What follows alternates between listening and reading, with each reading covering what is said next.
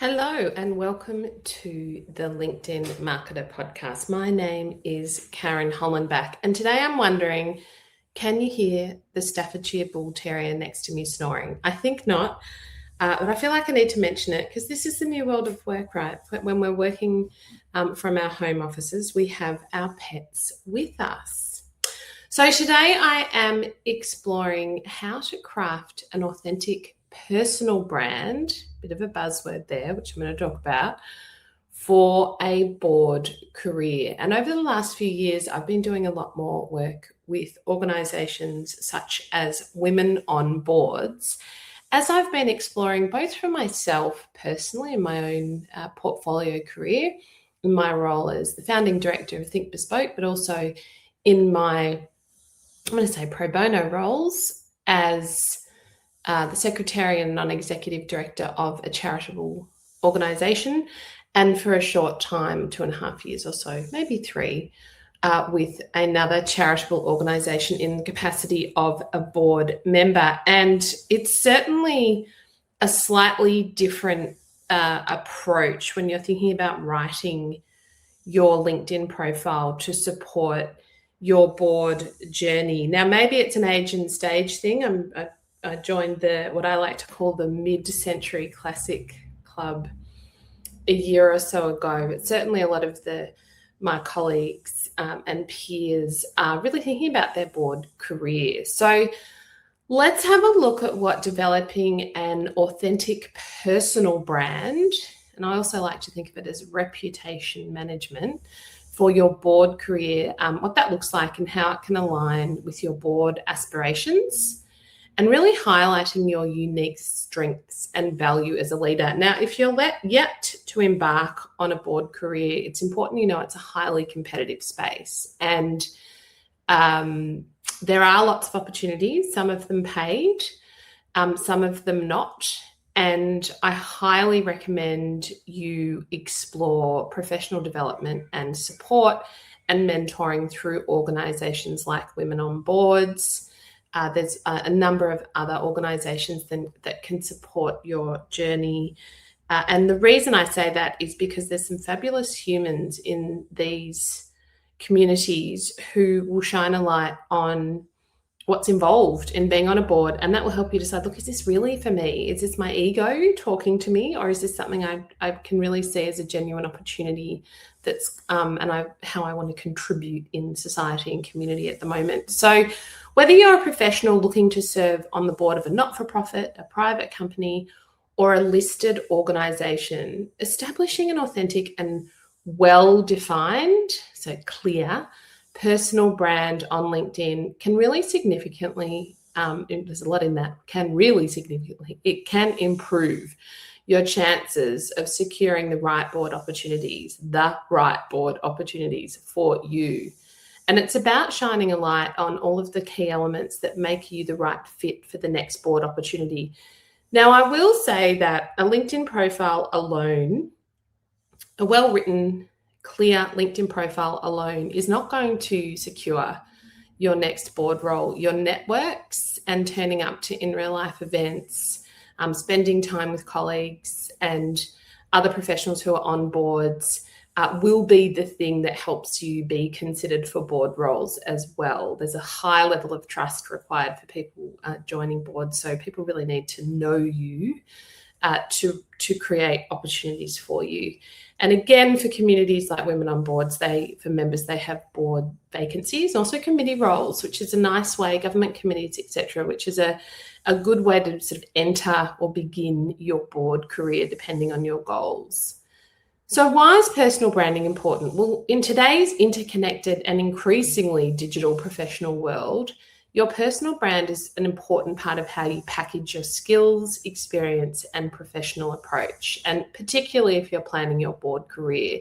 So board members for Australian organisations are expected to bring strategic insight, leadership, and wisdom.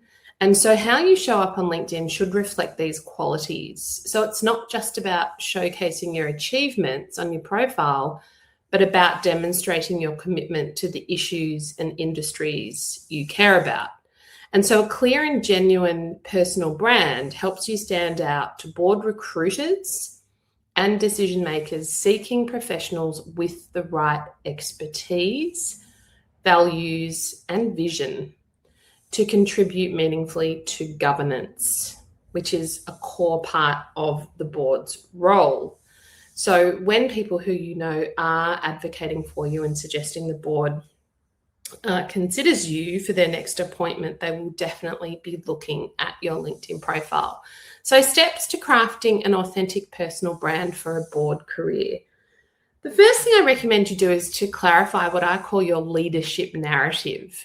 So your personal brand starts with a compelling narrative that reflects your leadership journey.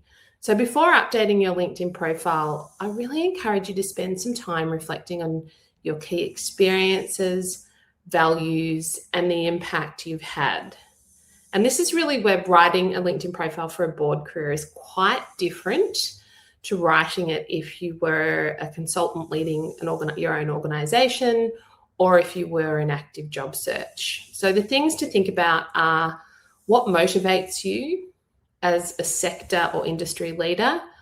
What social or industry issues do you feel passionate about? So a key action you could take there is to craft a concise and clear profile about section. And I'm seeing more and more people take advantage of writing in this section. People used to ignore it. They don't anymore, which is good.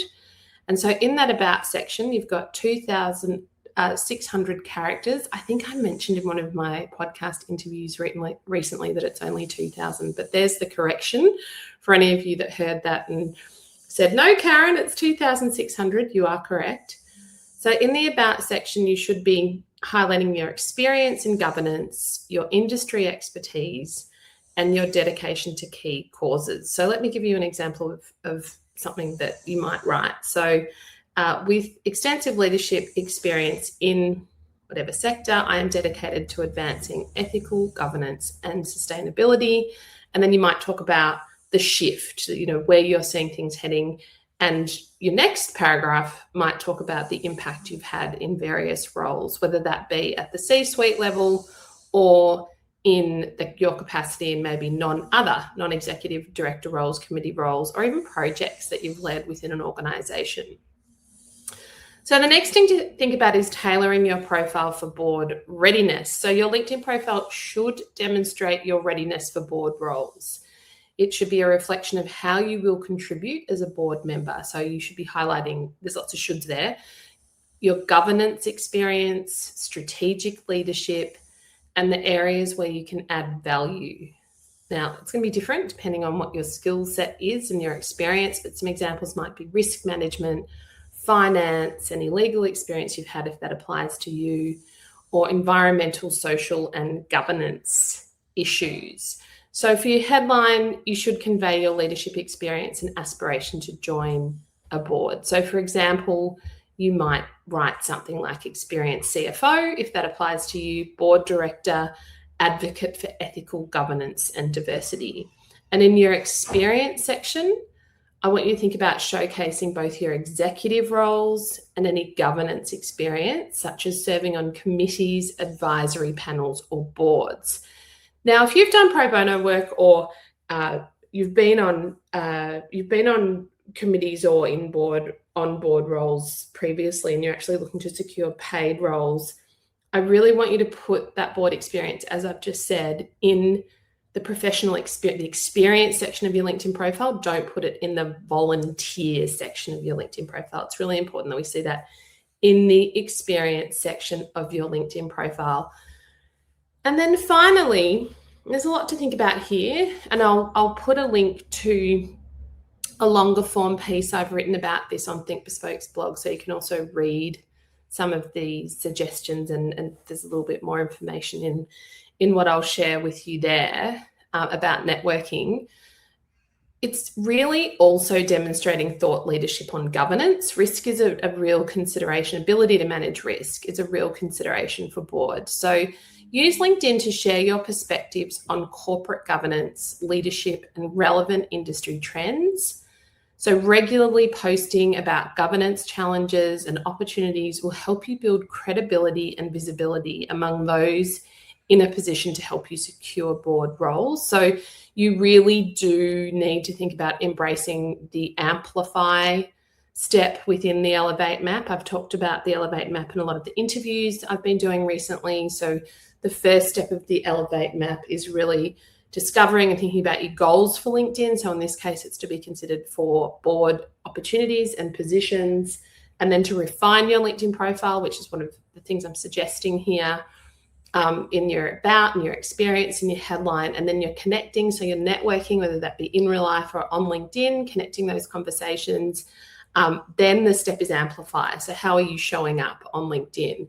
So it doesn't mean you have to be the source of truth in terms of creating original content. It probably is better for you to be curating content. So what that means is begin by sharing articles, research, or insights from authoritative sources such as Women on Boards blog or the AICD's Company Director magazine. Also monitor the news updates from statutory and governing bodies that are relevant to your sector and the areas within which you want to have a point of view or a perspective. You can also share a deeper sort of long form perspective via articles and posts. So you can share your perspective on governance issues. And let's say if diversity in the boardroom is important to you, post content that highlights how inclusive boards lead to better decision making. So you can see how it's all quite contextual. It depends on what your focus is. It's ultimately about looking at board vacancies, looking at what they're looking for, doing a matching in your LinkedIn profile of skills sought, and then weighing in on conversations where people might already be posting about those sorts of topics on LinkedIn, or having your own point of view. But in the amplify step, it's not always about posting original content. It can also be about you reposting. And LinkedIn certainly is rewarding. If you're worried about what that cheeky algorithm wants from you at the moment, it's definitely rewarding this collaborative conversational approach where you're leaving one or two sentences, comments on other people's updates. So a key action when you're thinking about this, demonstrating thought leadership on governance, like where do I even start doing that? Curate your news feed so you receive relevant updates related to these areas. So the areas that you want to weigh in on that I've mentioned earlier, and really only consider writing long form articles on governance topics you are passionate and knowledgeable about if you feel comfortable doing so. There's no requirement in the amplify step that you become the source of truth and have to sort of publish that original content. What's important is that your perspective on emerging trends or lessons from your governance experience can help build your credibility. And of course, you have to be aware of commercial and confidence and things that are appropriate to share in a public forum and things that are not appropriate to share. So lots to think about. Wishing you all the best as you progress in cultivating your personal brand for a board career. I always have these gardening analogies. So it's time to tend to your LinkedIn garden with the lens of the types of board roles that you're pursuing, and specifically the types of organisations where you wish to secure these roles. And do reach out on LinkedIn. Let me know how you're going with this. I'm always keen to follow people's LinkedIn journeys and celebrate my listeners' success. So that's it for today. Until next time, I'll see you over on LinkedIn.